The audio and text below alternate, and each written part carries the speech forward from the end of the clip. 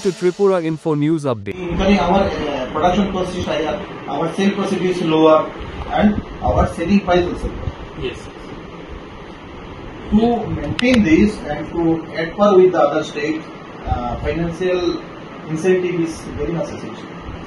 Yes, already found in different part of our state, but at present, RPS have been closed in some areas. It should be reopened. And what step would taken by the Rubber Board for reopening the RPS?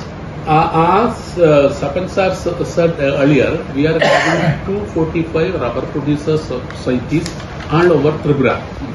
But if it is based on need basis, we are ready to form new RPS.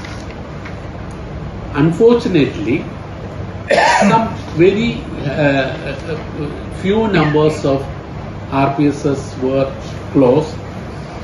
That is not because of the fault of Rubber Board, due to their inactive nature only.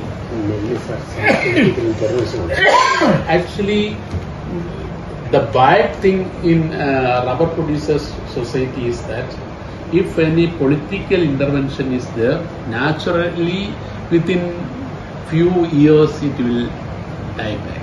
That is our observation. So the RPS should function without any influence of political parties. All are having their own political interest, but it should not come in one rubber producer society. If it is coming, naturally there will be conflict among them.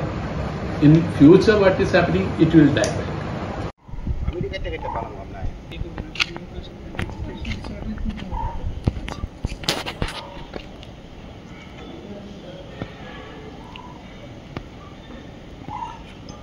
আজকে আমরা ত্রিপুরা রাজ্য rubber উৎপাদক সমিতির 5 সদস্যের প্রতিনিধি দল Tripura rubber বোর্ডের মাননীয় জয়েন্ট রাবার প্রোডাকশন কমিশনারের সাথে ডেপুটেশনে মিলিত হয়েছি।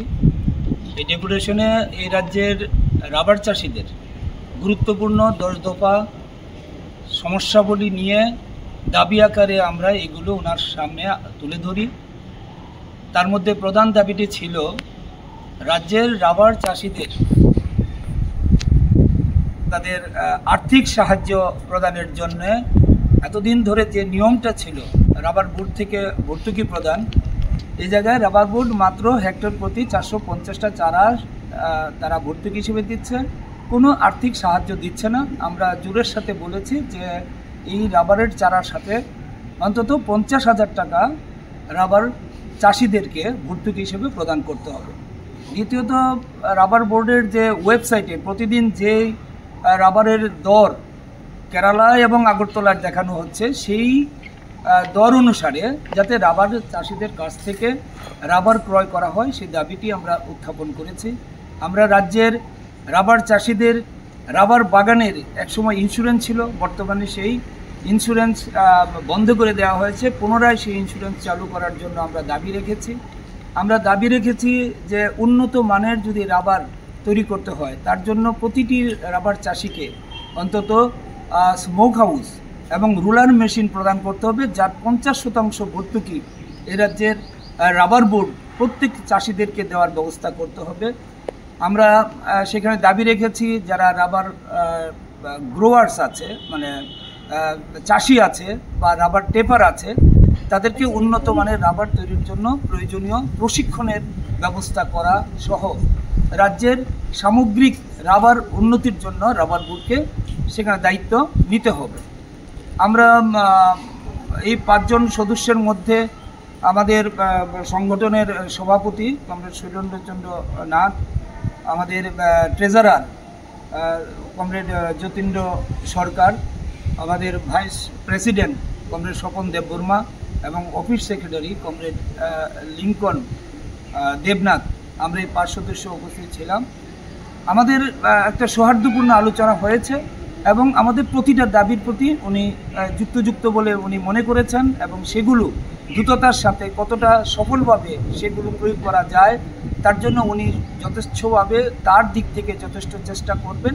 তবে তিনি বলেছেন কিছু কিছু বিষয় একটু সময় লাগবে, কিছুদিন সবগুলো একই সাথে করা যাবে না।